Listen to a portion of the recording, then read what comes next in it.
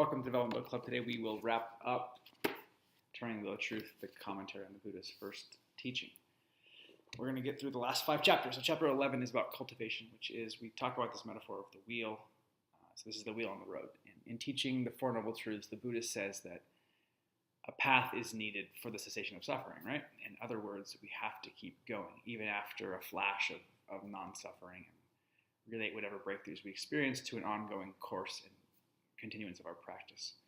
Testing our Dhamma wheel on the rocky road of life, rather than having a one-off experience or a nice little time that just gets stashed into one's identity cupboard. Respect for the path makes us willing to be put to the test in meditation, and also in the what he calls no-control world of limitations, restrictions, things going wrong, and unexpected things happening, life that is. There's lots of talk that I didn't really connect to the larger arc of this book, and then there was this idea of the 10 perfections, which is maintaining the path outside of meditation, so not when we're just sitting, but in life. Perfections are ways of generating good karma, so that when practicing in daily life, the mind is trained to release unskillful thoughts and deepen into transcendent or skillful ones. Generosity is not just sharing material things, but sharing time, skills, and energy, because of the sense of interrelatedness that is the bedrock of life and awakening. And with all of this, Susido sums up and he says, a lot can be said about moral conduct and simplicity of needs. But what has also impressed and inspired me has been the clear faculties and the mental agility of great practitioners. So clear faculties, mental agility. They make it seem that life, and even spiritual life, is a kind of skill, a kind of playing. We then talk about Mara, which is a sort of famous demon in Buddhist thought. So Mara is a demon who gets us spinning and grasping at things, and the force that identifies us with changing conditions of the body and the mind. Doubt is one of Mara's main voices that troubles us, and that identifying with the uncertainties of existence. He encourages us to drive ourselves hard, to prove that we aren't lazy, to be austere, to prove that we aren't greedy, and to be indulgent in order to be a more fun kind of person. So we can see being pulled in all these different directions. To keep becoming somebody in order to suppress the doubt, guilt, and anxiety that are an inevitable feature of the unseen enlightened mind. Simply put, Mara is the voice of delusion. And the enlightened response is what the Buddha said: I know you, Mara. I know that this is just a delusion, or just delusion. It is said that Mara has 10 generals, the 10 fetters, and also 3 daughters, which are craving, passion, and negativity. A note on passion is that the thinking mind, if followed just blindly, will make us feel that we're getting closer to the truth, but in fact, the thinking mind is merely fascinated with the feeling of knowing and of having interesting thoughts buzzing around in our mind, keeping us busy. And on negativity, she charms us with the ability to put everyone and everything down. How seductive this is, to be able to elevate ourselves above others by putting others down. So putting others down does offer us a superior moment, and that is seductive. Negativity can be witty, cunning, cynical. All these things help it, giving us a feeling that we are outside of all of this. So criminals, evildoers, witches, they say, get formed out of people who are confused, damaged, or eccentric. Even when you come across pathological cases, it's good to reflect that dependent on conditions, dependent on karma, that could be you. And it's not to condone any action, but just to come out of judgment and back into connection with other people. Chapter 14 is about being unshakable and unsupported. Some interesting thoughts on rebirth here. Because as Westerners, I think this idea of rebirth sort of strikes us as, oh, that's kind of a weird thing, right? What is it that goes from one life to the next is the question. Some people may have a problem with the idea of rebirth, which doesn't make sense to us in the West. I don't see any words flying through the air, he says, yet they keep landing somewhere in my little electronic box. How did that entire football team shrink down and get inside of your TV? Interestingly, the Buddha didn't ever speak of rebirth or anything, according to Susido. He spoke of switching off the current that carries the signals, the current of further becoming. So it's not that there's a consciousness that moves from one life to the next. Rather, it's sankhara programs in the flow of becoming that generate, inform, and programs our consciousness that produce another consciousness. last few chapters. There's a cool metaphor that I want to read for you guys.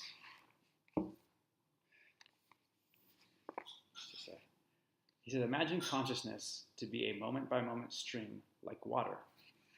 It is both fluid and reflective. If it pours over rocks or moves beneath curved banks, the stream will be twisted so that there are waves and ripples on its surface. Then, whatever is seen on its reflective surface will be distorted.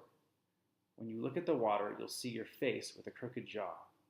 If that's the only way you see yourself, naturally enough, you'd imagine that's what you look like. But it would be weird trying to shave in the morning looking into that, or brushing your teeth would also be a complex job, because actually your face is not like that. You would feel uncertain, and you would consequently get very attentive to those actions.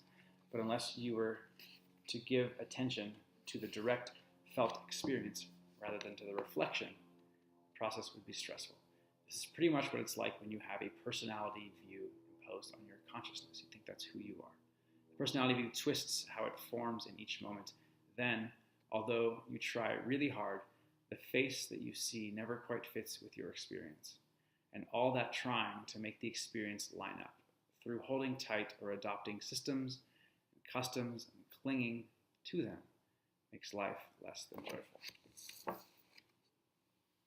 And on stream entry, he says, now, not experiencing things from the base of personality cools the reactions that arise around blame, success, and loss. Their personal form isn't being held as identity. Although stream enterers can die peacefully, their more immediate relief is that they no longer have a lifetime career of buying into or fending off praise and blame. Towards the end of the book, he talks about devotion, and we think about discipline and right action, right effort, that is. Speaking of devotion, he says, without devotion, we remain on the sidelines of truth. But if devotion is fettered by ignorance, it breeds attachment to special people, rituals, hobbies, even football teams. It speaks that devotion fires up religious zealots who also want to encompass the world, and it gives them the sense that doing so is within their grasp. So the religious vision becomes corrupted by fundamentalists, charismatic cults, and missionaries who seek to undermine the religion and culture of their faiths, all following the will of the divine and for the higher good. In this respect, he says, the Buddha was exemplary in his lack of predatory interest. It was once said that the Buddha wouldn't speak of the Dharma unless he was asked 3 times. A couple more things to read at the very, very end of the book here. Cool quote. So Buddha is talking to a guy named Nirgoda. He says, Nirgoda, you may think the ascetic Gautama, that's Buddha's original name, Gautama says that he says this in order to get disciples. But you should not regard it like that. Let him who is your teacher remain your teacher. Or you may think he wants us to abandon our rules, unquote. But you should not regard it like that. Let your rules remain as they are. Let your ways of life remain as they are, as they were. Let those things you consider wrong or right continue to be considered. There are, Nirgoda, unwholesome things that have not been abandoned, fearful, productive of painful results in the future. It is for the abandonment of these things that I teach Dharma. If you practice accordingly, you will attain to and dwell in this very life, by your own insight and realization, in the fullness of perfected wisdom. And then the last chapter, one more thing, is just that he says that the Buddha's Dharma, or Dhamma, centers around the principle of kama, which is karma in Sanskrit, that you're probably more familiar with, which is simply to say, you do this and you get that. It places each individual as the responsible center of their own life.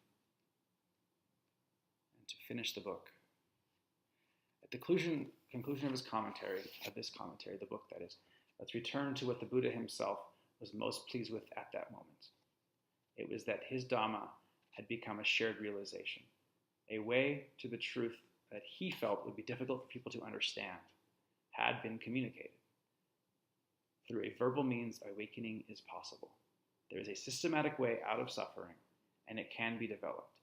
Embarking on that way is up to each of us as individuals. In the light of the Buddha's last words, quote, all structures break up, be diligent in your practice. Thank you for watching.